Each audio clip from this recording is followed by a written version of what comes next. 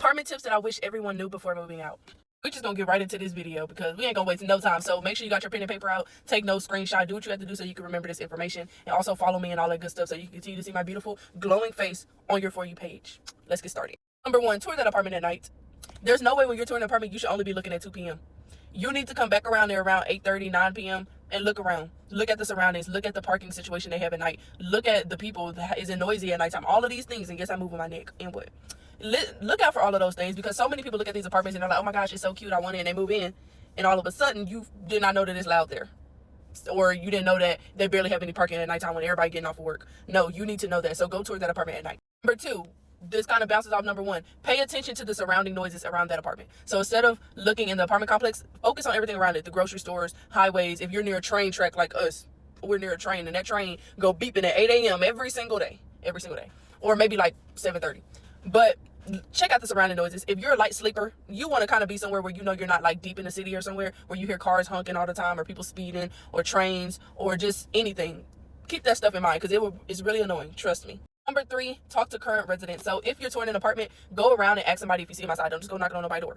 If you see them outside, just ask them, how do you like living here? How's maintenance and management? All of those things so you can get an idea of what they think, because honestly, a stranger will tell you the truth more than the leasing agent. So ask in person if you can, if you're just confident enough to go and do that. Number four, learn the sounds of your apartment when you move in. And what I mean by that, let me explain, because I heard another person say this, and that's why I decided to bring it up, because it made so much sense. When you're moving into an apartment, normally when you go to sleep, there's some type of, depending on where you live, or even if you live with your parents, sometimes you can either sleep and there's no noise at all in the middle of the night, or sometimes people have it where the refrigerator makes noise, or something in their house is making noise, the door creak or anything, right?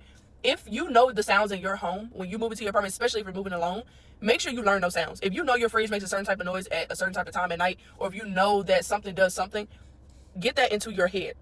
Because if somebody decides they want to break into your apartment, you should be able to hear if something is off, and your senses should be like, bro, what? This ain't right. You sleep and it's quiet, like you hear nothing, then this should be even easier for you to see or hear if something is not right in your apartment. Number five, test your service and Wi-Fi. Baby, you need to test that.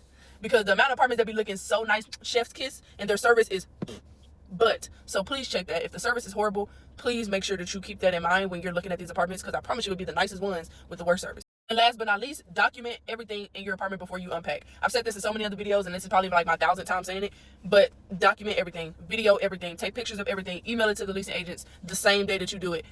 Make sure you do that so that you can get your deposit back. And if your deposit is a lot of money, you want to make sure that you get that deposit back. So yeah, but that is all for this video. I love you guys so much. If you're new, please follow me and check out the ebook link in my bio if you have any more questions when it comes to apartments, because that ebook has everything you could think of. And I love you and see you next time. Bye.